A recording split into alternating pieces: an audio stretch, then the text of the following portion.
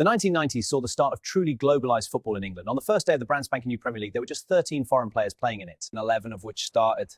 By 1999, Chelsea fielded a starting 11 of foreign players. 6 years later, on February 14, 2005, Arsenal had an entirely foreign matchday squad. 4 major events changed football forever. In this part, we look at the creation of the Premier League.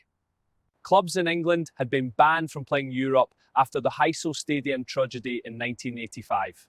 After the Taylor Report was published, following the tragedy of Hillsborough in 1989, clubs had to change the way fans were watching games inside their stadiums. All-seater stadiums were required by top-tier clubs. The test for fans was how the travelling England fans behaved at Italia 90. There were incidents, but club sides were still banned until all but Liverpool re-entered European competition in the September of 1990. Liverpool had to wait another 12 months. The authorities saw an opportunity to create something new with a vision of globalization of football. And Italia 90 had been a huge success, and the FA wanted a piece of that pie.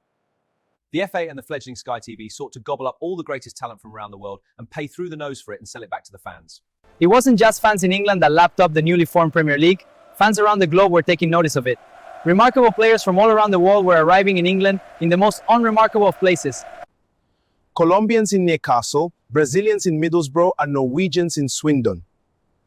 No offence to any of these places, but the sight of Faustino Asprilla arriving in Newcastle in an oversized coat in the northeast snow seemed completely incongruous to anything any of us had seen before.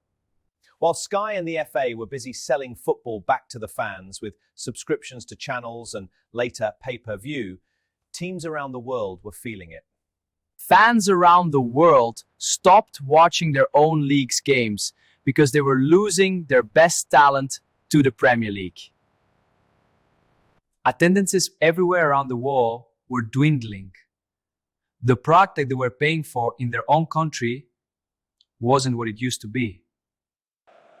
The money being offered to play in the world's biggest league was astronomical. It was claimed in 2000 that Croatian forward Alen Bokšić was receiving £63,000 per week. This was denied by his club Middlesbrough. Even if it wasn't true, that sort of wage and much higher became the norm fairly quickly. People around the world largely stopped going to their own domestic games as their own stars were being plundered, and they tuned into this brand new product.